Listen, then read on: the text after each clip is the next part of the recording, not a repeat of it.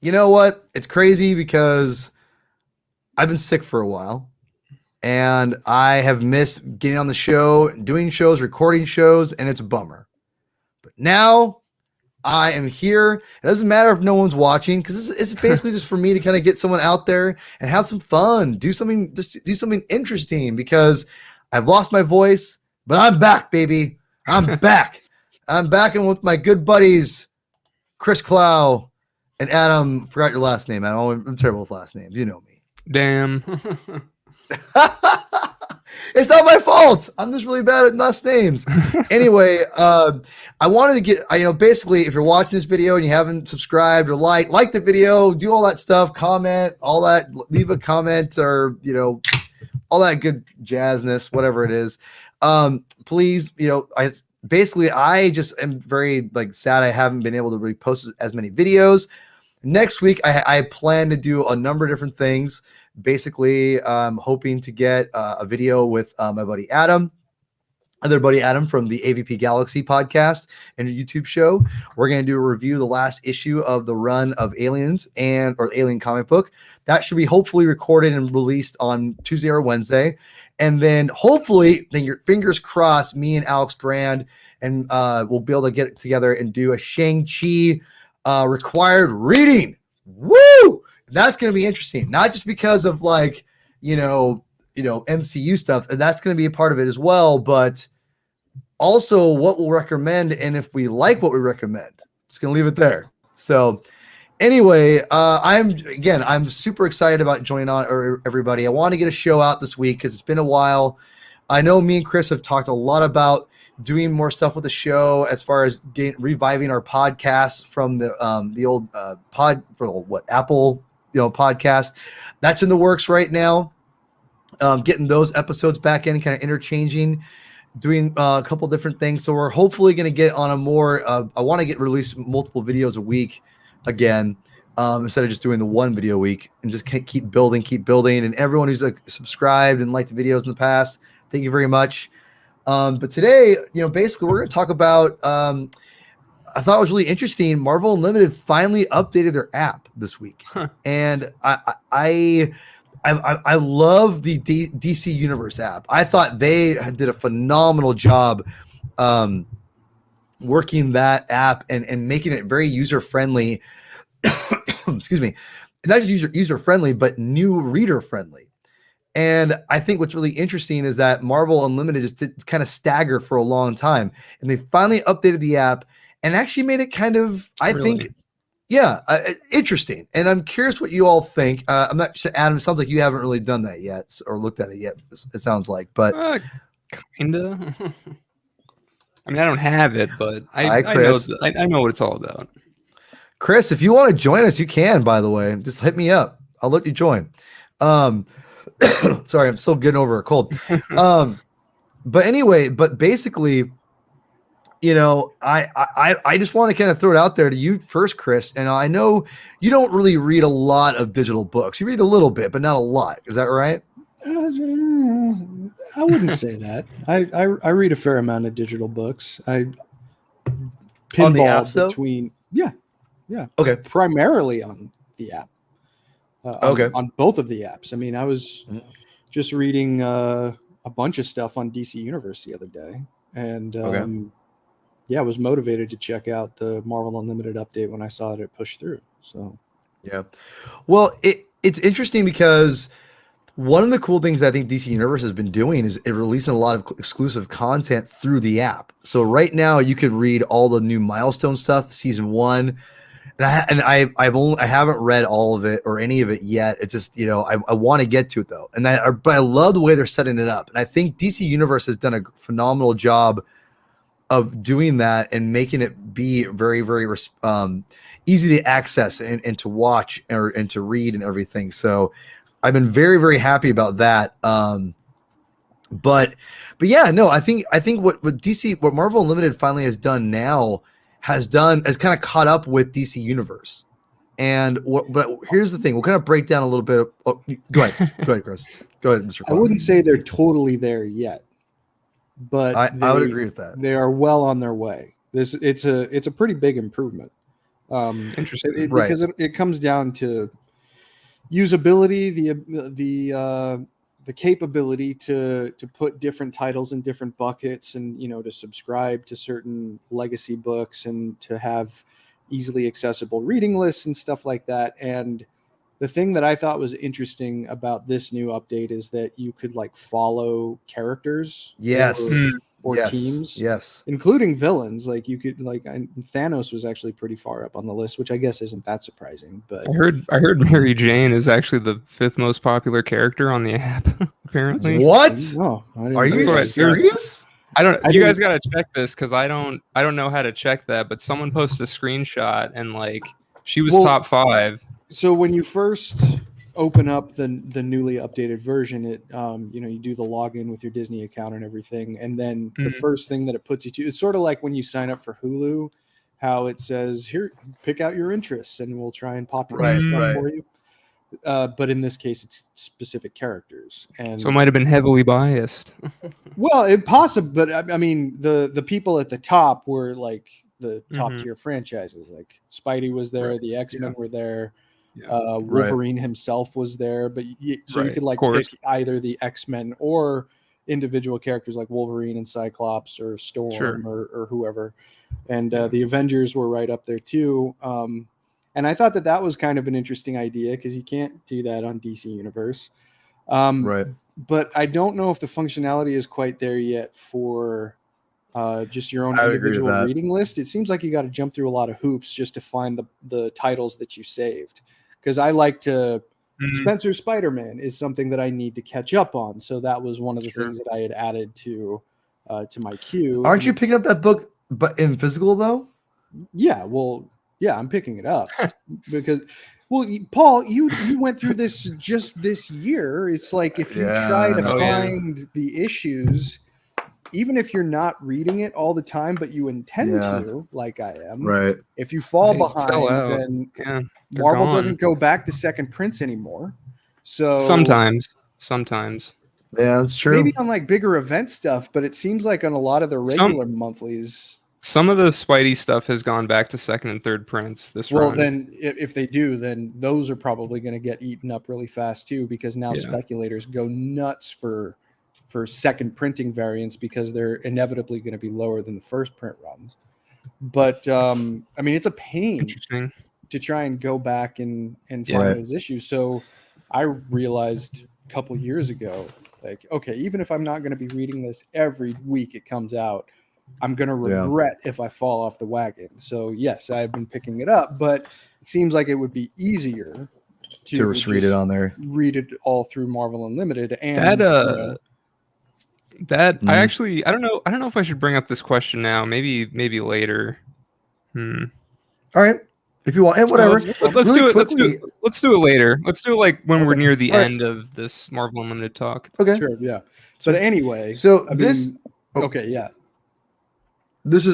I could bring it up on my desktop. The problem is I want to show people through the mobile, what it looks like on the mobile app, and there's one, I would say you're right, Chris. I'd still give the edge to DC Universe, which is hilarious because DC took forever to get themselves rolling into this whole thing. Right.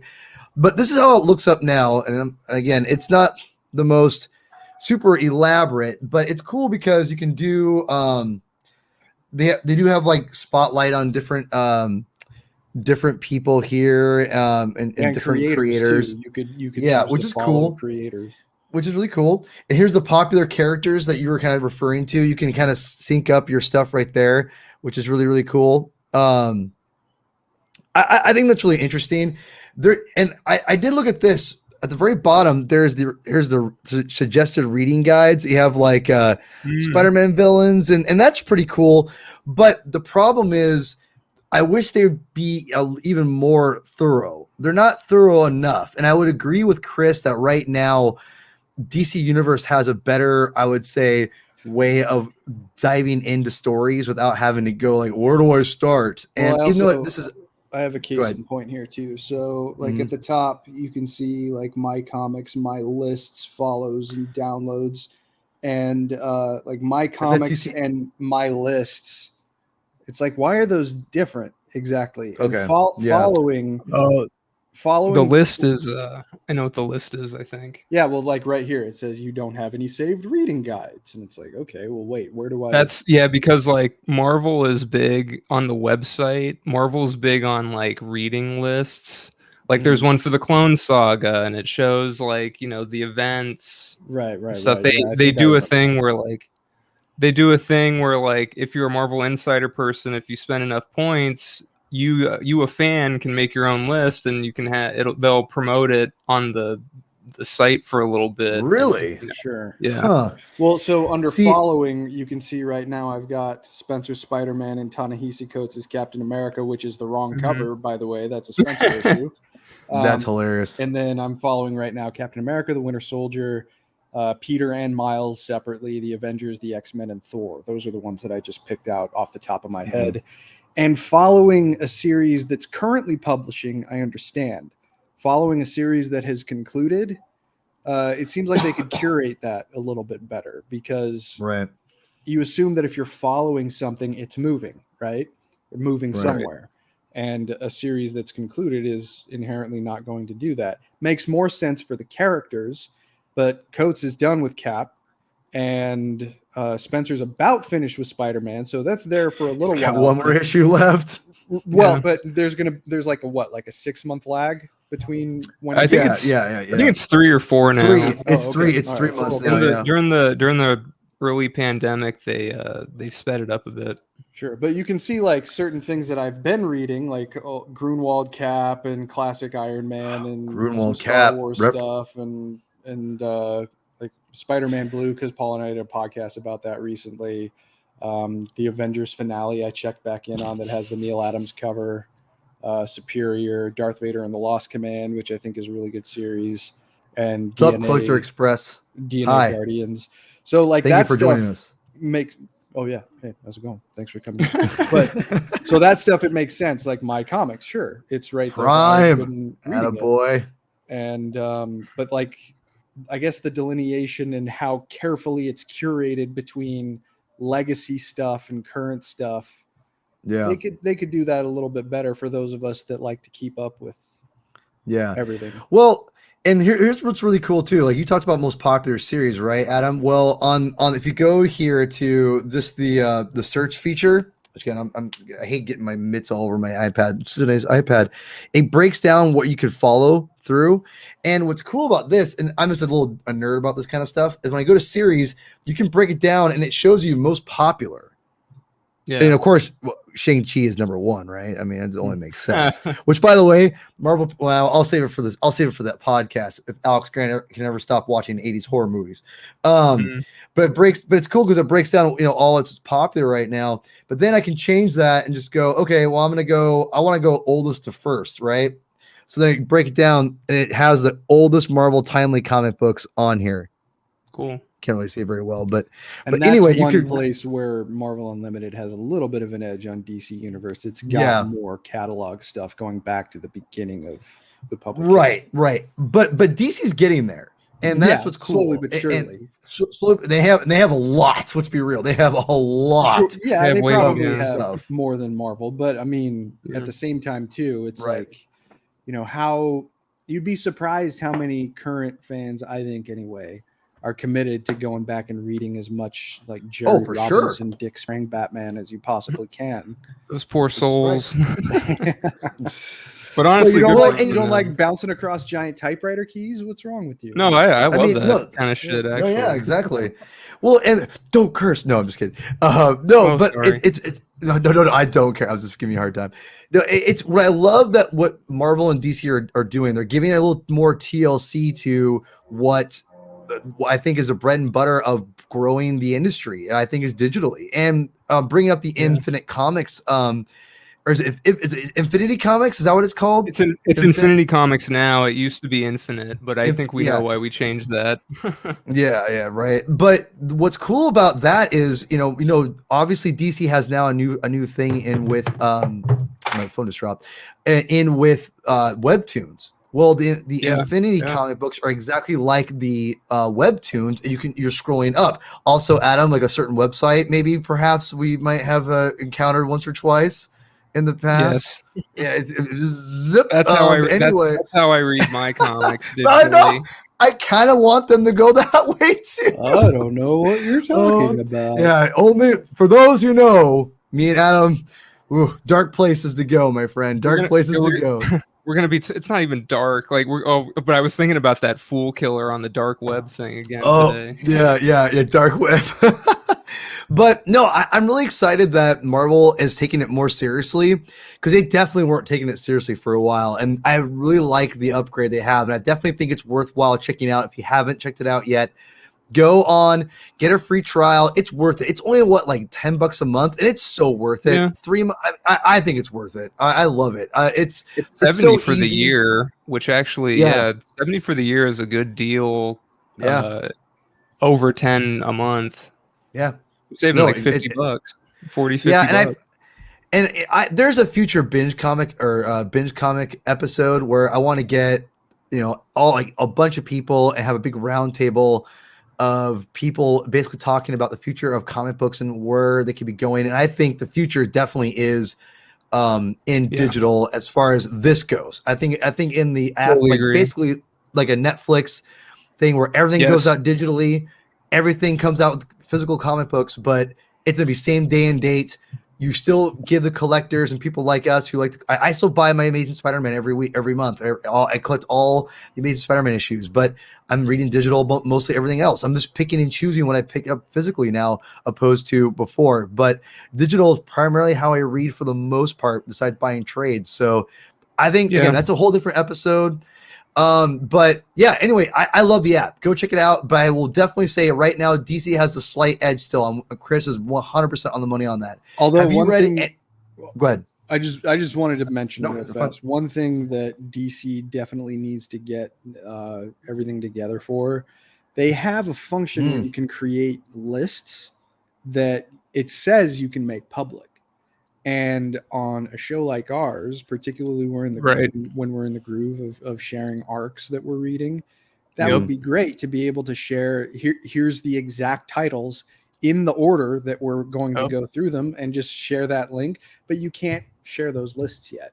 And really, both Marvel Unlimited and DC Universe Infinite and Comixology Unlimited, they should all have those kinds of functions because it just encourages engagement with those ecosystems. And it would be great for people like us to be able to tell people, hey, look, instead of repeating ad nauseum all of the issue numbers and, if it's a crossover, it goes through these titles and that, let us share a list. It would like Letterboxd.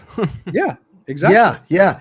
See, and that's the key, I think, right now, at least for the short term, in my opinion. I think comic books, if these apps, and DC Universe already has tried doing that right now, is if they can tap into the idea of social media comic book like fandom all coming together instead of being on Twitter and everyone fighting and saying they're SJWs or if you're too woke or whatever. It's more just MRAs or skaters.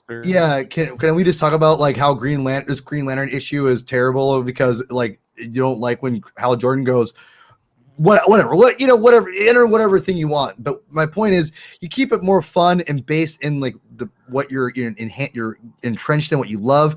And they made those apps more, I think, social media friendly, meaning not to social medias, but made it a more social media event. Like, hey, here's my ratings, here's my top comic books, and I had an idea a long time ago about having like a music site where it was very emphasized on, here's my top records, like kind of like a letterbox, but make it more like almost like a MySpace, if you will. Like take the idea of MySpace and have it be like, here's my top books, here's my favorite writers, here's my top 5 of the year. Have all these different lists. You can, people can go and share and talk and rate, and they can keep track of how all your reviews you've read, you've written for whatever. If you could turn, I think, the Marvel Unlimited and DC Universe into something along those lines, I think people would embrace that, and it would be huge. I mean, granted, it would be a lot of work, but I think that's one way to promote the medium, and I think your brand. So, I mean, if you made it more social media of an event and made it more like a reason for people to want to go and read that, and I'll be honest, for me personally, and maybe I'm alone, I'm curious what you guys would think. But if I had a comic binge, let's say Marvel Unlimited page, and I had, here's my, top comics of the year so far. Here's my top 5 of all time. Here's my little blurb I had about, whatever. Like, enter whatever thing you want into it. But if I had something like that, I'm sure would you guys be interested in reading something like that from other people? Yeah, of course. Chris? Yeah, but potentially. I mean, I guess the only kind of misgiving that I have is that if they get into effectively the social media business, then you're kind of well, no, I'm not even, it's not like it's a big statement or anything, but it's just like you're competing with the platforms that people are already using. And yeah, but when people I don't think so. This would just be another this would just be another niche thing, like Letterboxd. Exactly. Basically. Yes, a niche thing. But and see, I don't know Letterboxd, so bear with me here a minute.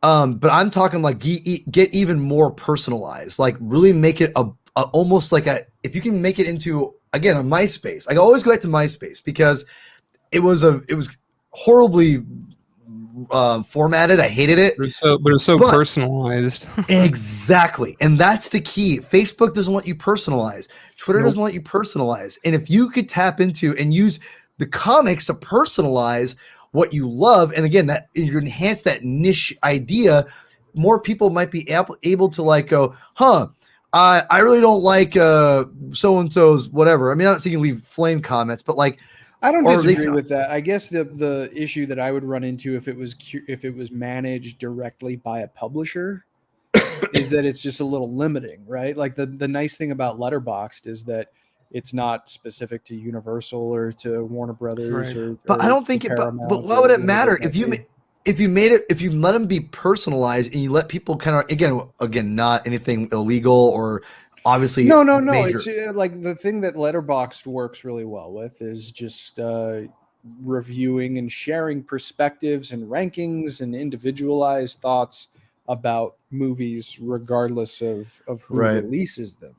So if it was tied just to one publisher as opposed to being something that's just generally comics, like celebrate comics, rank your comics, doesn't matter who published it or when it was published or if it was even a major. But because, Paul, I think that you're onto something to do it comics wise, and it would be especially helpful for like independent creators, because if you have big if you have support for all of the long time publications, your Amazings, your Actions, your Detectives, but you're also able to add independent books to that, and people can share and maybe even get motivated for trying to enlist support for an upstart book, then that's what it, to me, it's just more like, well, let's not have the actual publishers do it. Let's do like a comic book Letterboxd, where it's obviously going to be something that's even more niche than Letterboxd, but it's something that that isn't going to limit you to a particular publication house. How familiar are you with iFanboy? I haven't gone to it in years. I've heard. I'm aware of it more or less. It's a little. It's something similar to that, but you kind of do your pull list. Someone needs someone needs to make long boxed. That's what someone needs to make. Yeah. No, dude, no, and maybe I just need to try to figure out some entrepreneur who can throw a bunch of money at me, and we can develop the idea, and I can do it myself. There you go. Because I really do think that we do. We honestly do. We got the brand. Let's just call up Adam Newman. We can get him to invest in anything. Or hey, Bill Gates is around here. Let's just go up to his gate and say, "Hey, Bill, you got divorced recently. Is there anything that you wanted to just try?" You got nothing going on at home, obviously. You got nothing. You're crying alone at home. Screw your philanthropic foundation. Make a comic book website. Yeah. Give me some money. Make me have a comic book website. I will make it rain in 40 years. He slams the door in your face. Yeah. No, but like he goes back then to he goes, but you look awesome. All of us know people who are trying to make it in the game, to varying degrees. And having, like, if someone lists let's say someone manages to, share perspective every month or every 2 weeks or however long the publication timeline is of every issue of Amazing that comes out, and they get a lot of followers on this niche site, but then they throw out, oh, hey, buddy of mine making this book could use some support. Here's their Substack newsletter link. Or a Substack. I mean, yeah, it's a thing. It's a thing now. Those poor artists, man. Yeah, all I gotta say is the Substack whole like newsletter thing, I think is so, I don't know. I'm not into it. It's funny, man. It's funny you mentioned that because that directly interacts with the business that I'm in, and people who have managed to, like, the whole thing about, and I don't want to get into a whole thing about. Yeah, this, I know. Right. But I think it is worth saying, and it's relevant to comics, is that like the company that I was at before, the reason that they managed to become successful in the business of news, in a like B2B news, particular business, is because they go deeper, not broader.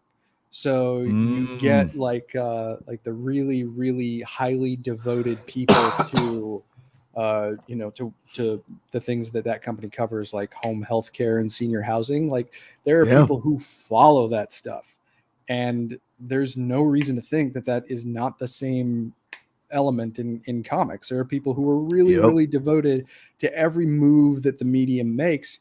And I mean, it's ad supported usually, but it's the passion for a very niche market. And the deeper you go, the more viable for a business it is. So it's not necessarily about being a catch-all like an IGN. You don't, who wants to just go to an IGN repeat, because there's a ton of sites who try to do that. Absolutely. And instead, why not go to something that is specifically devoted to independent sci-fi comics? Here's the next great story. Yes. I mean, and that's what Substack can be good for, is the people who are really, really into, in this case, a particular creator and want to follow the moves that they're making. You go after those really dedicated people with just the right price point. It's a viable business. Homie, this is actually ending up to be a really good conversation. I mean, legitimately, this is exactly what I think. I wish more, and maybe the Suits in industry is doing this behind the scenes, but it doesn't seem like it because there's no innovation. There's no. Right. I mean, there's just kind of, it's very safe. And granted, I know safe is financially.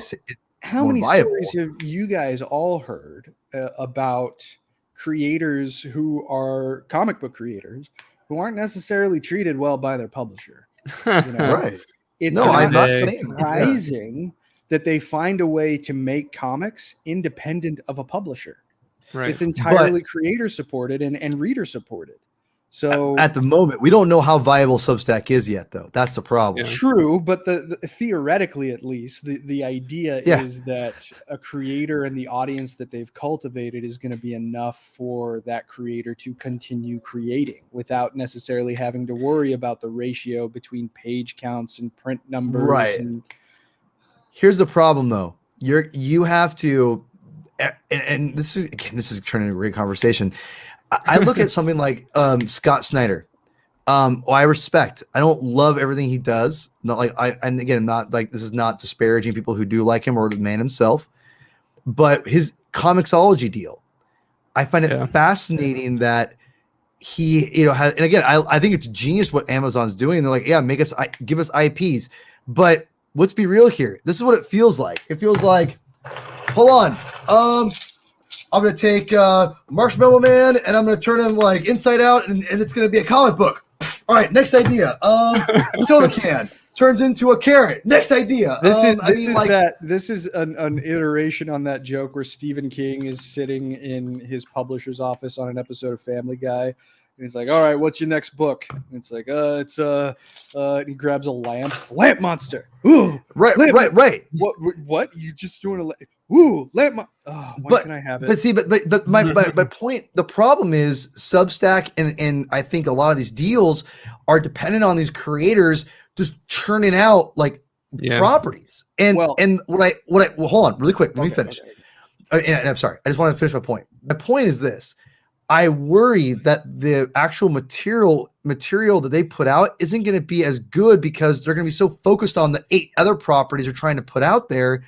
And again, like back in the day of Stan Lee, he had, it was a lot more of an assembly line, and he had clear vision.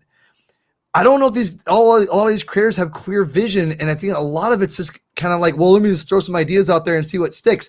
How much is really true inspiration? And again, I don't know, and I'm not saying true inspiration is always going to be better than a random idea, because you don't know what's going to be huge or not, right? You're talking about someone who's like part of a content farm who has to put something out just for the sake of having something out of being exactly. Yes. So go ahead.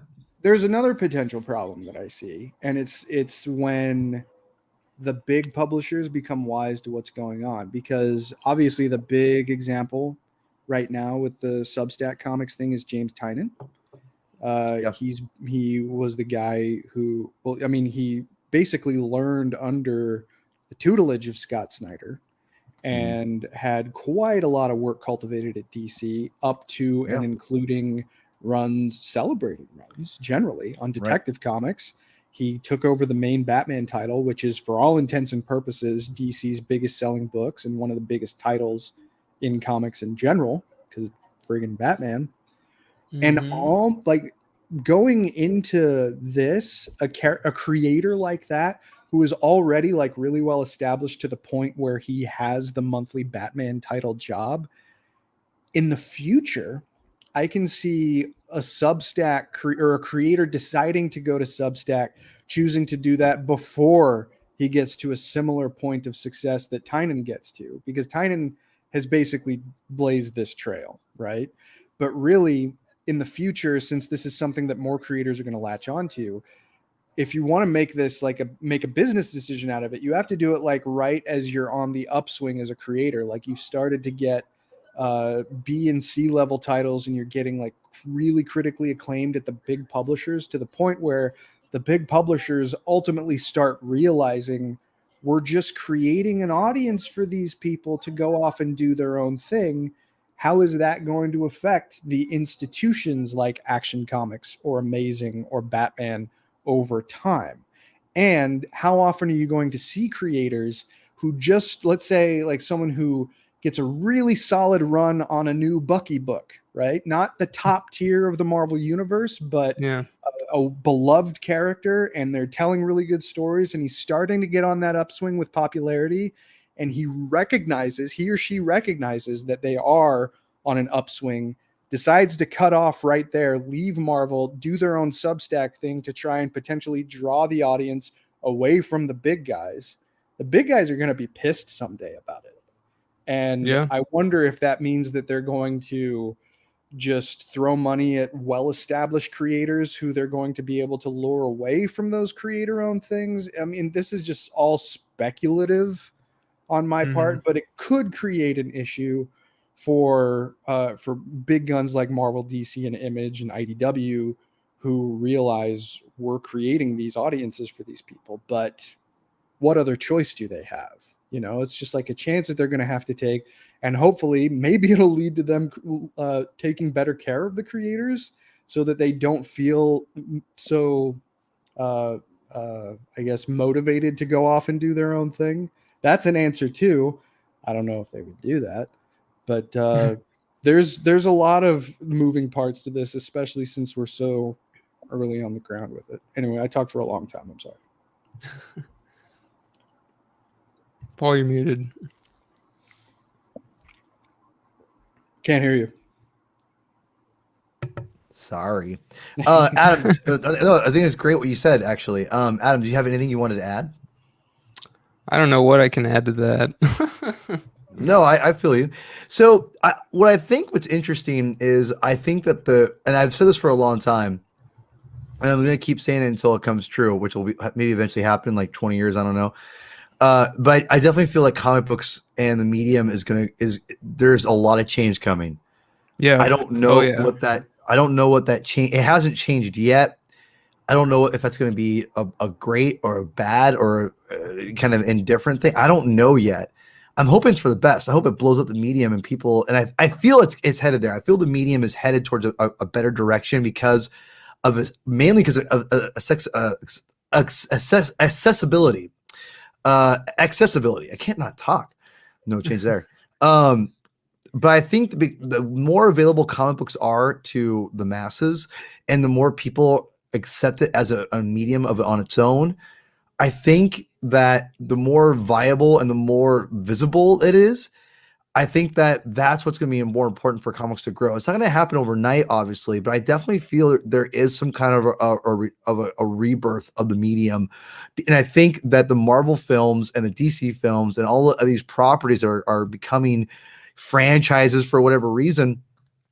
It's just right now, they're not having immediate results, but I do feel that there's going to be an eventual gradual growth from it when people go, oh, these properties are based off comic books eventually. And they go, oh man, like this whole medium's incredible. Like I had no idea this even existed. And instead of being like, oh, I have to go to a drugstore and buy like these crappy looking issues and they're all bent up and I don't know what's going on. Or I have to go to a comic store and a bunch of people look at me and they'll like, I get judged because I don't like, know Spider-Man's oral history in like 20 minutes. And you know what I'm saying? Like, I think need like an hour for that.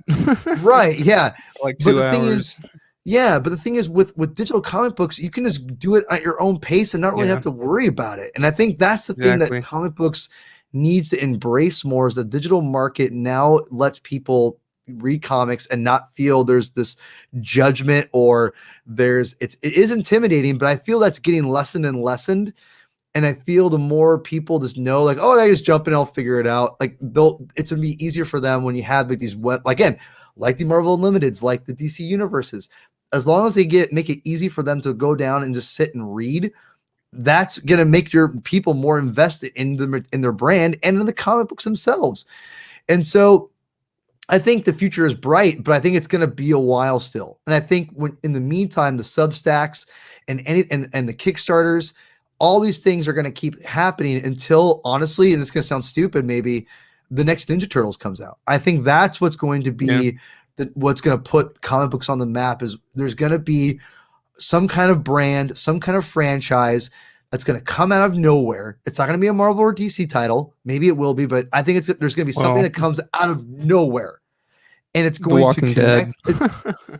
But it's going to not. But it's going to be exclusively the comic book. It's not going to. It's going to be like Harry Potter. That's what I'm trying to say. It's going to be like Harry Potter for comic books.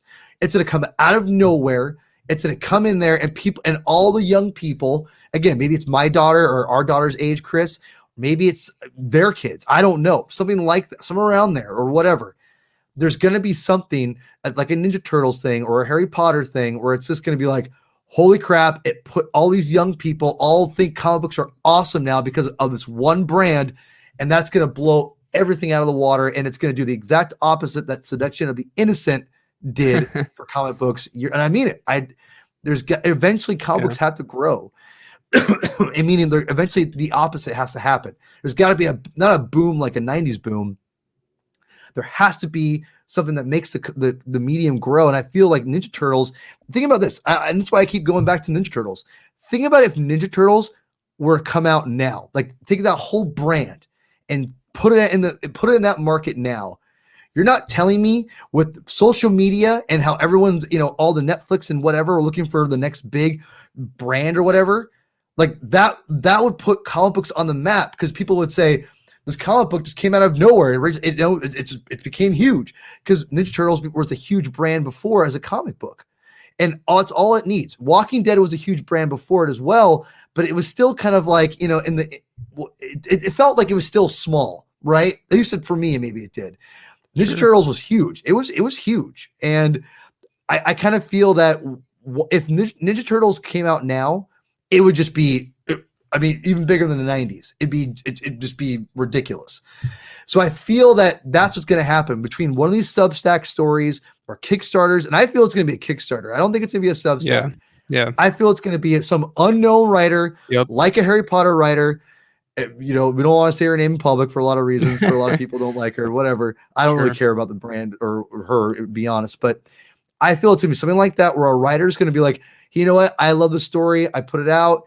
and then all of a sudden it's going to catch fire and it's going to blow the hell up, and then everyone's going to want copies.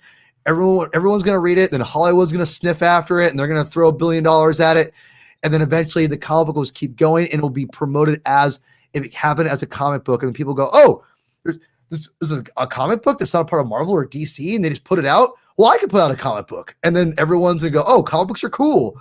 Anyway, so I feel that's what's gonna happen. And then 20 years later, the author will be canceled. Well, you're not wrong, but let me say something real quick, please, because Paul, you brought up a good point. I will say that I think the future is digital, and the future is collected editions. The single issue thing, the physical single issue, I think is going to die off, and that's going to be digital. And then they're going to, and that exactly. The physical single issue is going to, the physical single issue is going to die off. The collected editions are going to take over, and the single issues are going to be digital. And maybe they'll be like packaged like a Shonen Jump type thing. Maybe, who knows? That kind of thing. And what else? What else was I gonna say? Well, that's basically the future. I think that's where it's headed. Oh God, why did Paul leave? But just keep talking. I'll be right back.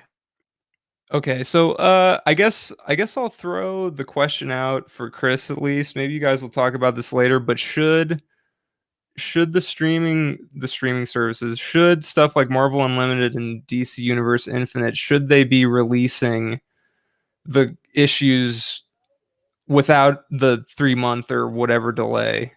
Do you think they should be like doing that day of? Sort of like what WB is doing with HBO Max right now. Yes. Basically like any other, because for all intents and purposes, these are, I guess, streaming services. So like, should it be like a, an Amazon Prime or Netflix where the episode comes out day of, and that would have such reverberations through the direct market. Right. Yeah. But I honestly don't know how powerful the direct market is as like a political force in the comic book industry anymore. Sure. Because I think you're right in that, collected editions are really pushing the physical sales benchmarks, at least from my understanding. Mm-hmm. But at the same time too, if they release those new individual issues day and date, then I wonder if it would also negatively impact the potential trade sales, although I guess that's not really being seen right now. Right. My immediate instinct is to say no, they absolutely should not do that. I don't necessarily think that they wouldn't consider it, but as a former retailer, I'm a little biased to sure.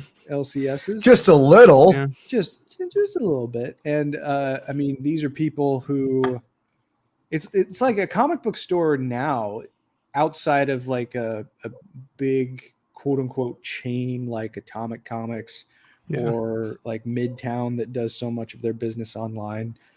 If you like supporting local businesses, even if they're largely peddling products from major corporations like Warner Brothers and Disney, still a comic book store is about one of the last vestiges on earth that exists for a mom and pop store. Yeah. The people who run comic book shops are not, in 95% of cases, independently wealthy people. They're doing it largely because they either fell into it, they were born into it, or independent of those things, they just love it. Right. And I wish I could give you an accurate assessment of how much of the lifeblood of the industry was made up by the local comic book stores across the planet, not just the United States. And things are getting stranger now with different distributors, because in the US, at least, in Canada and North America, it was defined by Diamond, and Diamond has pretty much lost Marvel and DC when it comes to the distribution of regular monthly. Which I don't think is a books. bad thing in my opinion, but that's just my I mean, opinion. I agree with you. The shops themselves, the owners of shops that I talk to when I bounce around different ones in this area, and even over in the Midwest when I still live there, are indifferent at best because it just makes their job harder. And it's a job that already has relatively razor thin profit margins, Right.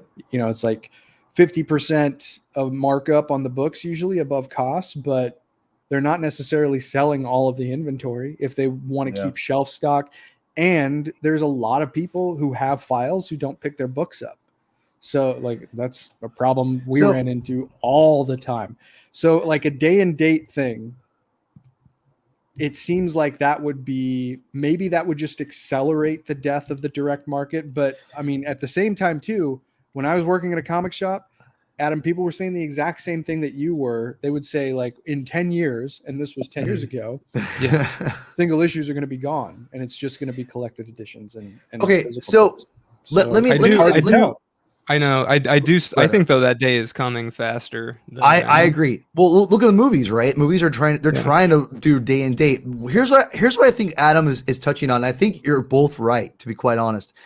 And Frank in the chat had talked about how DC's already doing that a little bit with the milestone books. They're releasing them on the same day as, and it's obviously a test. Now DC, I'm gonna give a lot of credit. They are doing things differently, and they are definitely pushing things digitally with webtoons, and I think with this whole day and date thing with this is definitely helping. I think the medium. Well, the Batman Fortnite stuff too, I think is also, but that's another thing too, though, man, is that yes, they are experimenting with releasing more stuff exclusively.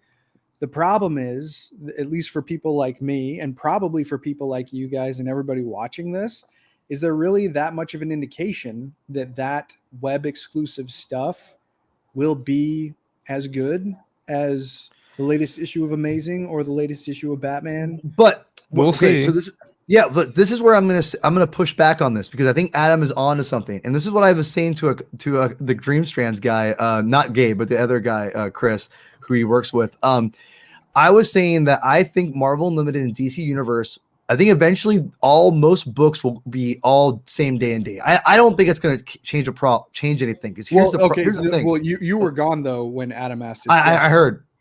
I had the. So, because he was saying day and date as part of the subscriptions for these services. Yes, I agree with that. So here's what I think they need to do, because we talked about this before too. I don't think with collectors, those comic book shops can still survive off collectors. Yeah. Some of them. But they have been, man. They have been. That's what I'm saying. That's 20 years. There's no difference. I mean, people thought the same day releasing comics digitally, period, were going to hurt comic books, but really, they've kind of it's kind of maintained. My thing is this: as me and Adam both know, there's websites out there that people don't have to pay for anything. I know. It's just it's hard. It's hard to make that conclusion without looking at a graph of what the last total annual sales have been for the last 25 years. What I will disagree with Adam on, I don't think single issues are going to go away because I think that's part of tradition, and I think there's too many collectors out there that are investing in that right now. And I think go ahead. If anything, if they don't go away, they're gonna package them differently. They're gonna make them like. I agree with. No, that's what I agree with. If the cost keeps going up, because I mean it's $4, and if you go to the shop every week and you're picking up so many books a week, that can really that's like $100 for some people. Right. Some people will spend $100 on comics a month. So it's like I think they're gonna start or more. Yeah. I'm just saying. I'm saying that as a scary baseline, 100. Right. So people will be like, "Oh God." Yeah. But I just think that if anything, maybe they'll start packaging ASM. If it's 3 times a month, they'll start doing it as one thing. That's that's where and that's what I was telling you. That's all 3 of the issues. DC's are $5. $5 a month now. Now, Adam, I was saying that last year. Remember, Chris? I was telling you that I think hold on, I have the issue right here because I was loving how this was formatted here.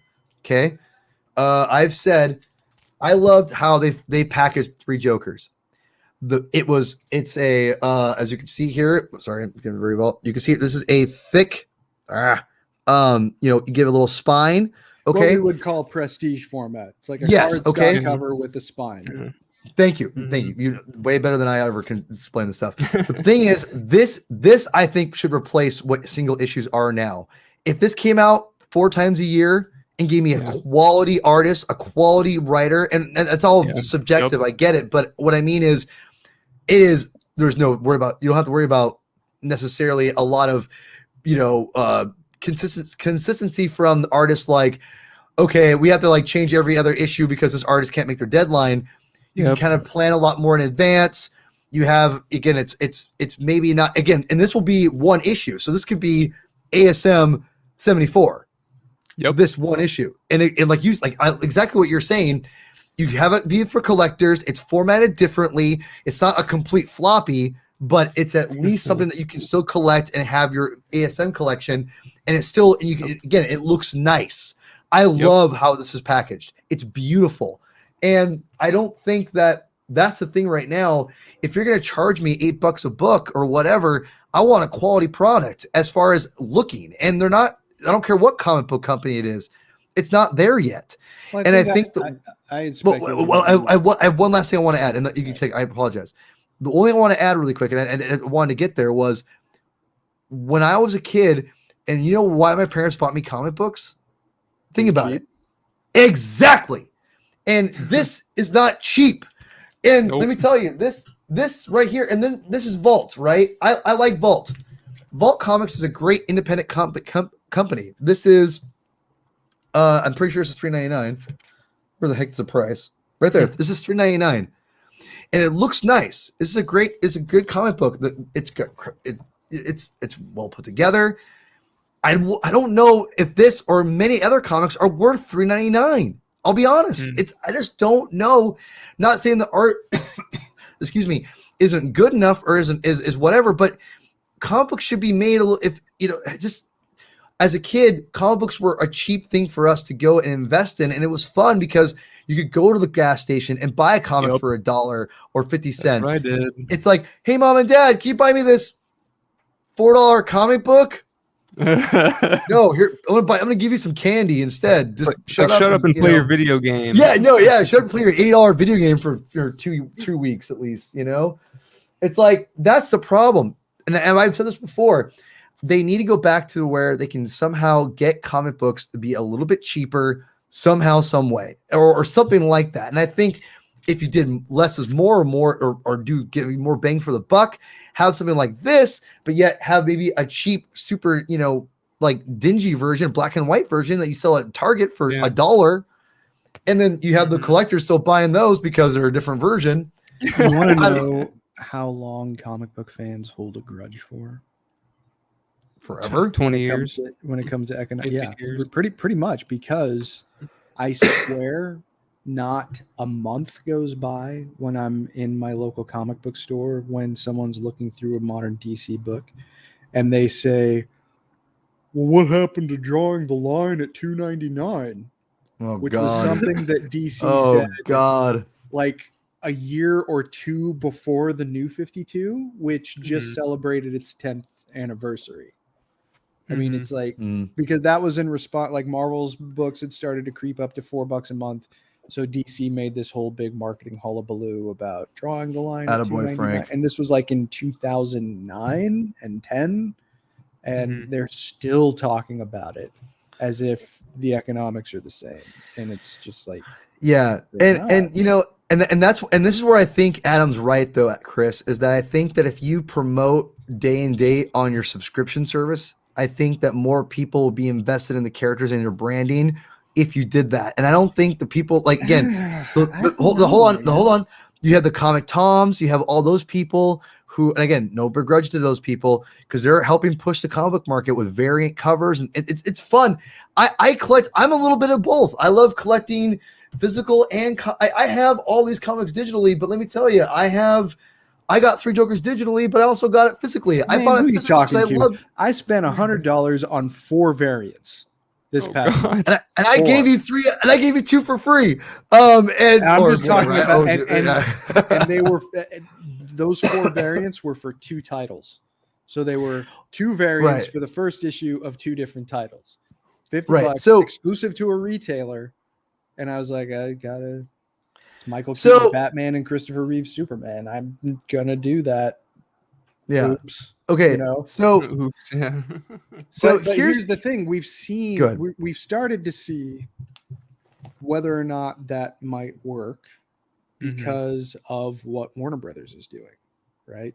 Granted, it's not an apples to apples comparison between billion-dollar movies and comics that might, on a good month, sell 200,000 copies of a single book, but the general and again, movie theater chains don't have as much political power movie theater chains have far more political power in their industry than comic book store owners have in theirs. So again, not an apples to apples comparison, but I'm sure that if Marvel or DC announced that, hey, the new issue next month, every new issue of Batman that has a cover price of $4.99, if you go to your local comic shop, is going to be released for no additional cost on the DC Universe app, you would kill the direct market. You would kill half the direct market. But what if you paid more for your subscription for the same day and date? And I think that to me is the key. You would kill because I don't think you would. If you're subscribed to Action, to Detective, to Superman, to Batman, to Wonder Woman, to The Flash, at but how many low $5 sales each? But think about the other books though. Here's the problem, though, Chris. To all of the other books that you could get that are maybe like $3 or $3.99 or $2.99 or whatever they might be.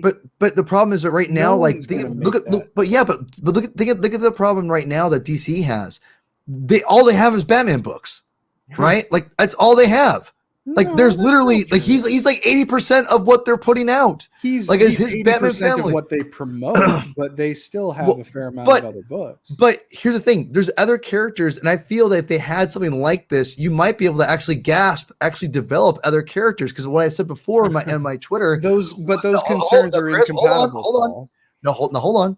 The problem is people like me. There's a lot of people out there who spend money on Batman because they're dedicated to Batman. And now, again, no problem with that. But they don't have the extra money to invest in a Swamp Thing book or a Suicide Squad book. I don't disagree with you. But and that's the problem. How do you split that? How do you get that? The problem is that the people who are concerned with developing the characters are not the people who could make these decisions. The people who make the decisions are going to be guided entirely by the economic prospects, not necessarily the creative prospects. Right. What I'm saying though is I think there's a way to make both people happy. I really do, because I feel that there's enough people out there. You have more confidence in the corporate hierarchies of Warner Brothers and Disney than I do. Well, no, I don't have any confidence in any corporation, to be honest, because they all are driven by greed and they don't want to lose money to make money. They want to make money. And which again, I understand that's how commerce works. That's why they exist. Exactly. But I do feel there is a way for them to get physical books out there and keep digital and do a same-day digital some way or another. We were talking about alternative formats, and my idea that I had a few years ago was that instead of just relaunching new volumes all the time of all of the major books and having another Amazing #1 or another Batman #1 or whatever it is, if you move to like kind of what you guys were talking about of an anthology format that was like the size of 2 monthly issues that came out once every couple of months. And it was like Batman 2021 #1 with the legacy numbering in the corner so that collectors know where it goes. You have a new #1 literally every year, and there are new stories on the main titles, right? You could shave off some titles if you want, or you could include, like if Batman 2021 #5, you could count every time on the #5 every year, you get at least one backup feature with Robin or with Nightwing. or whomever it is. Right? The one problem with that though, the relaunching every year to like again not relaunching but have the whole idea of like have the legacy numbering, which Marvel is getting better at, and obviously DC they led too. the way Kind on of, it. Marvel led right, the no, way. right, yeah. But one thing I would say that is I don't want it to be like a season thing where you have to relaunch. I love comics. One thing I love about comic books and reading Spider-Man from the beginning to right now I'm in the 80s, which is I just love the 80s. God damn, I just love that era so much. One thing I love about it is that there's no rhyme or reason to any story as far as, we have to have right for the trade. We have to write for this. I love the idea. There's like a bunch of random like one parters and two parters and just all over the place. I mean, you could still conceivably do that. It would just be like if the calendar year changes over, then it's a new number one. It could still continue a story from 2021 number 11. I see your point. I see your point. Yeah, I see your point. It's just like I feel a way to change it and to appease the people who love having a new number one all the time, while still, right.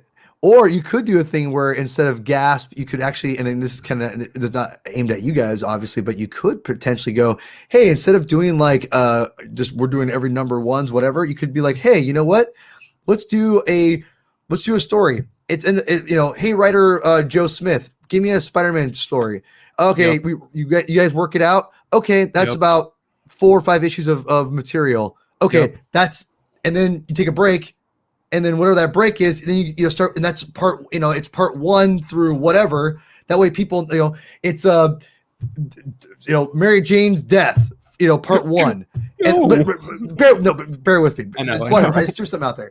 But or let's say it's Spider-Man versus the Lampshade, part 1. No, and it's like so you think to yourself, okay, as a person that doesn't read a lot of comic books, that's part 1.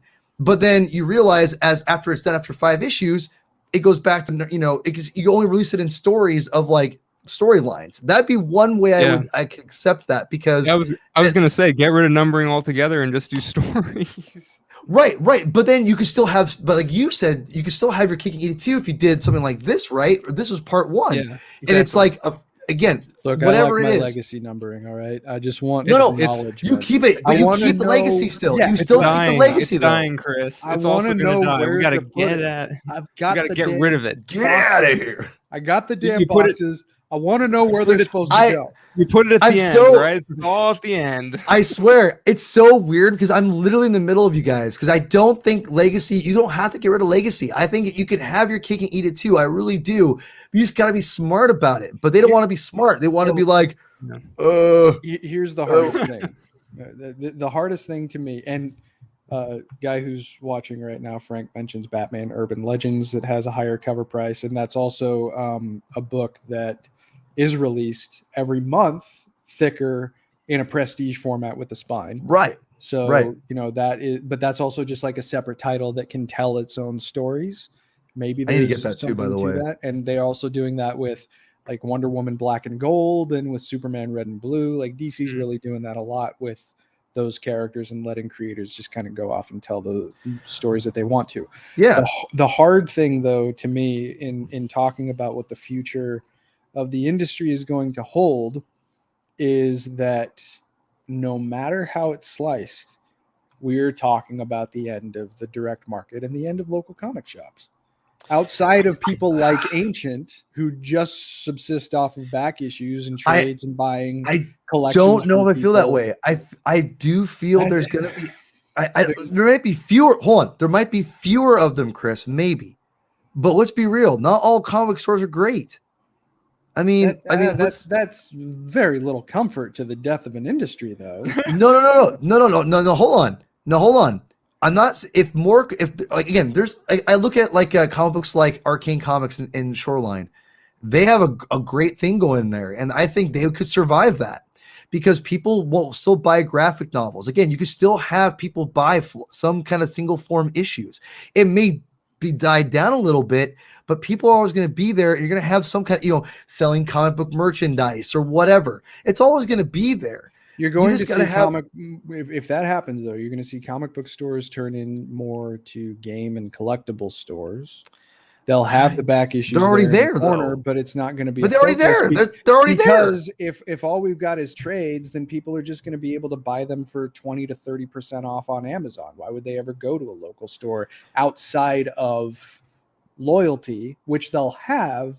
But you're still going to get most of the people who are going to look at the cost first. Amazon's prices aren't. Yeah, go ahead. I want to say real quick about Amazon. Like, they're selling stuff for full price lately. Mm-hmm. Yeah, it has not been. It's not been cheap. I'm not going to say it fluctuates. I mean, well, the thing is, like a couple years ago, yeah, everything's discounted. Well, but I think it's the pandemic. I see a lot of stuff that's full price on there, which is probably also like marketplace stuff. But like I bought an absolute edition that retails for $125 for half off from Amazon. True. Directly. Yeah, because it's all. But Adam has a good point though, because I've been buying Star Wars crates primarily through all my pre-orders through Amazon because of that deal of being cheaper. But they have not been cheaper lately, and I've been actually like, oh man, I need to go back to in-stock trades again because it's too expensive. Well, imagine though if they could. Amazon's profit margins are already really thin, but they sell in such bulk that it's not that much of a concern for a corporation as large as them. If you got rid of direct market comic book stores, thank you, Frank. Go ahead. How much would that increase their confidence to potentially sell certain graphic novels at a loss if they can sell this new TV for full price? All right, the economics are totally different. Guys, this has been an amazing conversation. Like I literally, this is what I live for. Legitimately, I don't care if like only like 2 people watch this. Like you know what we should do, because we've been threatening it for a while. The guy who managed you're talking about this in Chicago that I went to has been willing to come on. He would be a great person to have this and Roman, frankly. And you get Roman to come on here too, and get the retailers to actually. I want to get. I've been wanting. My dream it would be to get. And this is he'll never go on the show because I'm a nobody. But like Comics by Perch, I'd love to get Perch on here with our good friend Justin Bolger. And again, like Alex Grand from Comic Book Historians, you and me, Chris, like a big roundtable of people talking about the future of the industry and how you can shape it better. Because Perch is always talking about on there about how you can build it. I don't agree with everything he says, but he's a retailer too.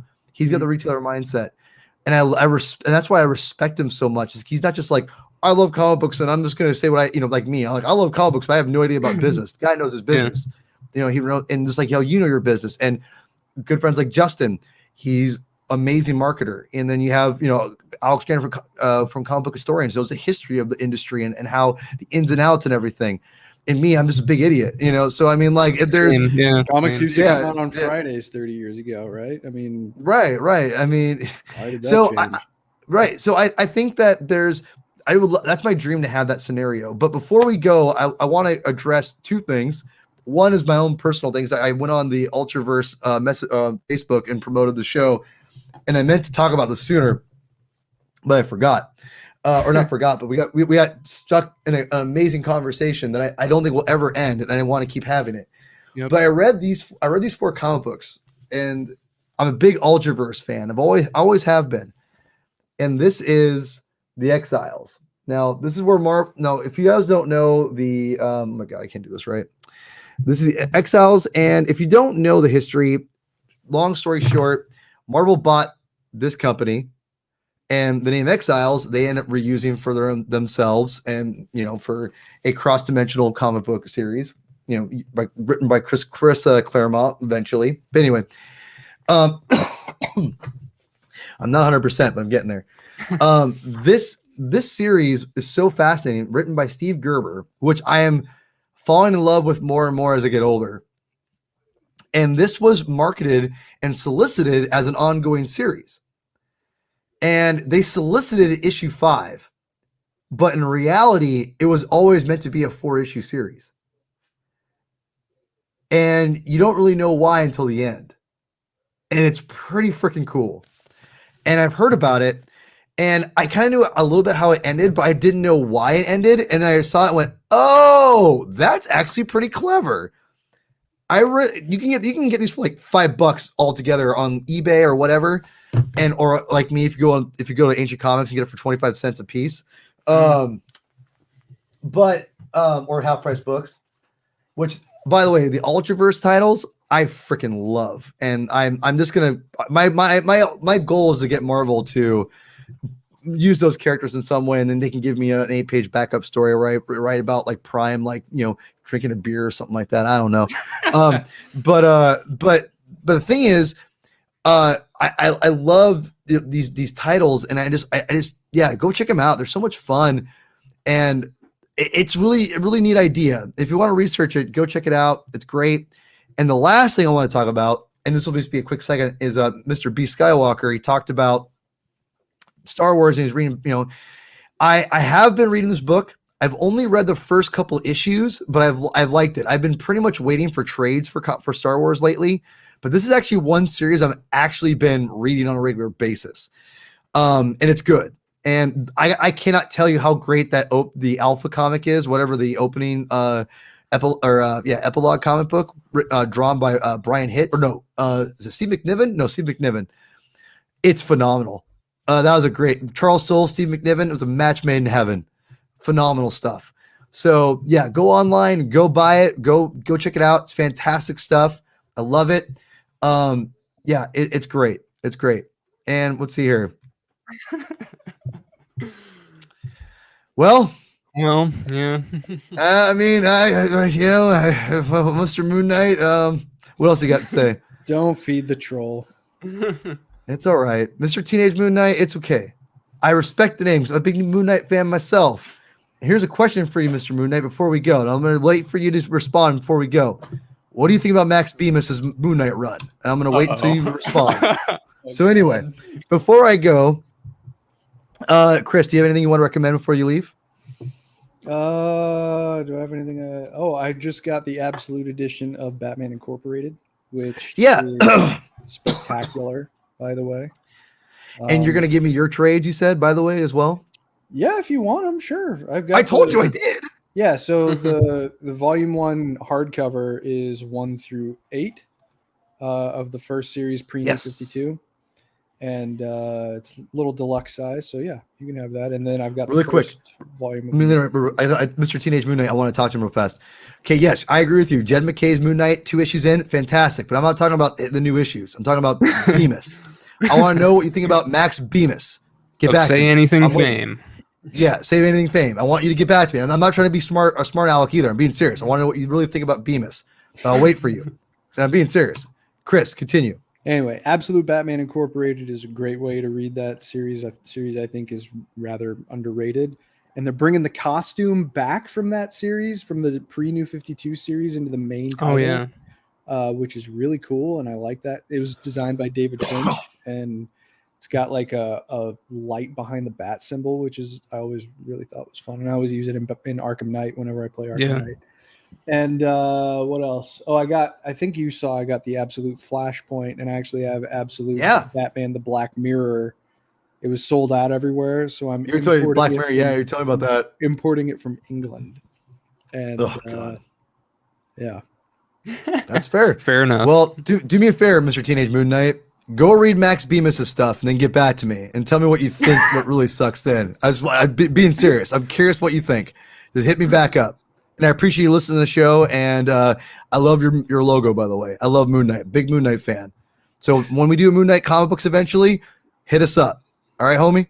But remember, Max Bemis, Moon Knight, get back to me. Yes, I need to read it. I do need to read it, Frank. You're absolutely right. I need to read that. You're on the money. Awesome. Johnson is, and his Alien's been good too. Dude, I know people have been ripping a little bit that new series. I'm very curious what Adam will think. Not you, Adam, the other Adam. But I really enjoyed the last issue, and I think it actually ended pretty well and actually made the series make sense. But we'll get back. That's next week's episode. So yeah, Chris, I can't wait to get your Batman Incorporated comics. We can talk about it eventually. We gotta read Morrison's whole run, man. Incorporated. Dude, I want to. We will do that. Let's eventually. call Brad in Australia and let's do it. Oh God, Brad. That'll be a time difference. Brad is. Oh, trust me, Brad's the man. Nightmare. Brad's an old Modern Myth Media podcast friend, and he and I have a very similar affinity for Grant Morrison's Batman. Paul, it would drive you bonkers in the best possible ways. I've read some of it. It's not like I'm totally belligerent towards his it. His Bruce Wayne stuff, the stuff that he calls back to the 40s and 50s. I heard. I think that's brilliant. Yeah. It's honestly why I want to read it. His philosophy for the run, this is what I'll leave it at. His philosophy for the run is that every single issue that Batman has ever had published happened. And it's one man's crazy, extraordinary life that goes to sci-fi goofiness in space down to the gritty crime dramas of Frank Miller. And how does someone deal with that? And it's brilliant. So can't recommend it enough. I love Batman and Robin. I think that's an underrated title in my opinion. It's gonna make you like Damian. It's gonna. I got news for you. Nothing will make me like Damian. But anyway, that's not true. That's just it's true. It's true. It's true. Mr. Teenage Moon Knight, I think it's awesome. Yeah, man, like keep reading Moon Knight comic books. If you haven't read Warren Ellis's stuff, here's what I recommend you do. Again, I'm not assuming you have or haven't, but in case you haven't, and anyone who's looking to read Moon Knight comic books, anyone, this is what you do. And this is for current stuff, not the old stuff. Old stuff is great, don't get me wrong. But go read Warren Ellis's run. First 6 issues, phenomenal. Skip Brian Wood, and then go right to Jeff Lemire. And you won't not miss a beat. I swear to you. You go Warren Ellis, Jeff Lemire, you go those two, bam, bam, you're gonna get some of the best comics you've read in the last 10 years. I promise you. Anyway, but Mr. Teenage Moon Knight, hit us up on Twitter. What do all that Bendis? stuff. You didn't like Bendis? We'll save it for a future show. Maybe we'll get Adam on here. One more, Mr. Teenage Moon Knight just said, "Ooh, all right, Mr. Teenage Moon Knight, we got this. All right, Adam. Before you leave, what do you got to recommend for the show tonight, man? I don't Comic know. books. What are those? Yeah. What the? Huh? Runs out of the room. Yeah. Yeah, I don't know. Read Spider-Man. Spider-Man's not as bad as some people say it is. That's what I'll say. Keep an open mind. Spider Talk. We will get you on the show soon. Yeah, it seems to me like Paul and Adam are kind of on the same team when it comes to Spencer. So yeah, I would say we disagree on some things, right? We don't just 100% on everything. I don't know. I think we have. No, we've definitely disagreed. We disagree on some things, but if you guys are like a united front when it comes to, not me.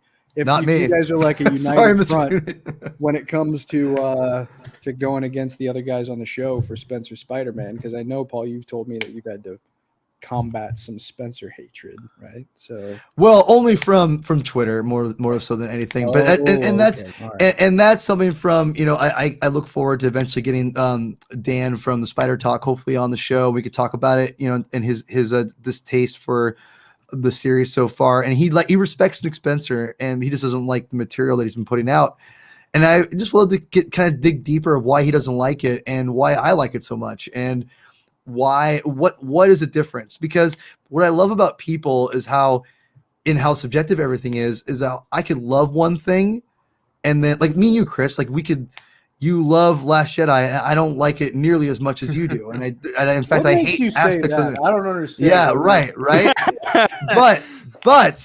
but the thing is where our disconnect is as far as what makes you connect to it so much that I can't. And that's what fascinates me. It's not that you're wrong and I'm right, but where because that's what you think though. That's what. But hold on, it's about connect. Where do people connect to things? Art emotionally and art in general, right? And that's what's and that's what I love about conversation about these kinds of things is why I may connect to Nick Spencer more than maybe the Spider Talk guys do. And again, there's not a right or a wrong. They may feel passionately about why they hate it or don't like it. But I can feel, but again, why and where is the difference? Like where, I think that's fascinating. I think it makes it unique as people and it's great. So, but do you have anything, Adam, you want to recommend? Come on. I need to read that last issue of Nightwing. So I'll recommend Nightwing. Nightwing's pretty solid. I'm good, man. I'm not signing any petition. I like Doomsday Clock. But my name is Ike Perlmutter. There you go. My name is Bob K. Oh man. Oh man. Oh. We'll have to have you on the show one day, Teenage Moon Knight, because I'm curious why you hate the title so much. It wasn't even that bad. That's just me. But I'm sorry, you were saying I'm sorry, I was too distracted. What did you say recommend? Yes, you were. I'd probably recommend Nightwing. Nightwing's pretty solid. It's a good it's a good intro point. It really is a good intro point, I think. As someone who knows about Nightwing but has never really read a lot of Batman comics. Yeah. Nightwing is solid. I got to read that last issue that came out like a couple weeks ago, but it's enjoyable. Tom Taylor, man. Yeah, Tom Taylor. I do like his style for the most part. I honestly think he would be a good Spidey. Well, he wrote Spider-Man. I'm not sure if you remember that. I know. No, I do remember. Dude, okay. But I didn't read all of that series. I read like a few of those issues, but I think like if he had the main title, it could be better than that. One stream from what I've heard. One stream we're going to do one of these days is I'm not going to sleep tonight. I'm sorry. One of the streams we're going to do is Paul playing through the story mode of Injustice Gods Among Us, because that'll be fun. Paul plays games, coming soon. Eventually. Hey, you guys said if you need a referee or whatever for that, I'd be happy to do that. Adam's a good referee. He's a great referee. So hold on, he's still going. Let's see here. I mean that's debatable. But hold on. Now Chris, he can think that's fine. You can think, he can think that, but it's Mr. Teenage Moon Knight. It's fine. Incorrect. The one thing you could say is that regardless, Watchmen still exists in and of itself, and it's fine. Yep. You know, you don't have to. You don't have to read Doomsday Clock. Yeah, you don't have to read Doomsday. You don't have to like Doomsday Clock. Do I love everything before Watchmen came out? Hell no.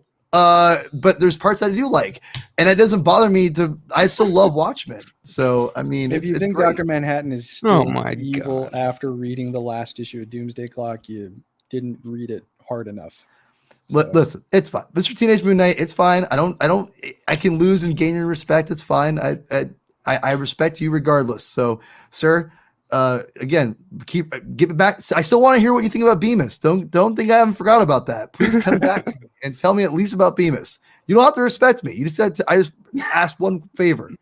Just one favor. Thank you. Anyway, guys, this has been fun. Like, I've had like a blast on this. This has been so rad. Adam, like I gotta have you on more. I'm selfishly like to have you I love to have you on this watching, because it helps the numbers. It's because but no, I say that in jest mainly, but no, I love doing shows with you. You're great, man. You're awesome. And so everyone, thank you so much. I've had consistently a decent amount of people for me. I really appreciate everyone watching. And I've had we're gonna do an end. It's ending soon. When I buy the trade and I read the whole thing, we're gonna review this. And if you go back to our Apple podcast, we did deep dives on issues 1 and 2, deep dives. So is that all we did? We just did the first 2. Yeah, we were eventually gonna do 3, but we just got lazy. Well, I remember when we were talking about like the first issue or the second one, and I was like, yeah, we'll see how this goes when it finishes in a year. And you were like, oh my God, a year. You're right. It's not going to be over for that long. And then all right, Teenage Moon Knight, we got it. We got it. See, Teenage Moon Knight, I 100% agree. HBO Watchmen is phenomenal, and Tom King's Rorschach has been good. I've liked it. I'm not sure. Again, I've only read up to like issue 5, and I'm waiting for the trade. And Teenage Moon Knight, you're gonna like this. Hold on, I gotta show you Moon Knight this. Okay, and then hold on. Now check. No, Teenage Moon Knight. Check this out. Okay, watch this. Okay. Necessary volume. But Mr. Teenage Moon Knight, there's one last thing I want to show you. Okay. Now, remember what I said, that I don't love everything before Watchmen came out with? Now, remember, I want you to know I have it all digitally. I own all the single issues for before Watchmen. I don't love the whole series, but I still have the omnibus. And it's because I love the Watchmen. And the good news is that there's some stuff in here that's complete garbage. I'm not gonna lie. There's some stuff in here that I can't believe they actually printed. But I still doesn't. But Was the Darwin Cook stuff good at least? we'll I talk about that thought so. later. You don't think so. But Oh, nothing will ever just give a distaste for this story, regardless. So you don't have to love everything. that's what I'm saying about. That's what I'm saying about Nick Spencer's Spider-Man run, man. Like no matter what happens in that, the old stuff is still there. Here's another thing we're going to do when Paul plays games. Yeah. We'll do a 2-player co-op of Watchmen: The End Is Nigh. Oh God. Chris loves video Sort of games. I don't know if you remember. knew that. Yeah. There is a Comics on Consoles episode about Watchmen: The End Is Nigh, and it interviews the writer of the game's script. And it's kind of interesting because Len Wein, the editor of the original book, was hired to write part of the script, and this guy did a polish on it. And he's a friend of Zack Snyder's. He's actually written some of the art books for Snyder's DCEU films, and helped to make the video game. And Patrick Wilson and Jackie Earle Haley do the voices of Rorschach and Moon Knight, who are the 2 playable characters. I know. Well, you know, I have a lot of dreams for the Comic Binge, and I think doing Comics on Consoles show on a regular basis with Chris is a dream of mine. And I know Chris is constantly he's constantly providing me every way I can to like do video games. So, you know, it will eventually happen. I owe Chris that much. The end is nigh. But so everyone, thank you so much for everyone who watched. This has been a great episode. Loved it. Everyone who watched, thank you. Everyone who subscribed, which I have no idea if anyone did, but it doesn't matter because I had a great time. Thank you for everyone, honestly. And next week, I'm hoping to get a couple more episodes out. And Chris, before we go, take us out, my man. Read more comics. Exactly. Bye, guys.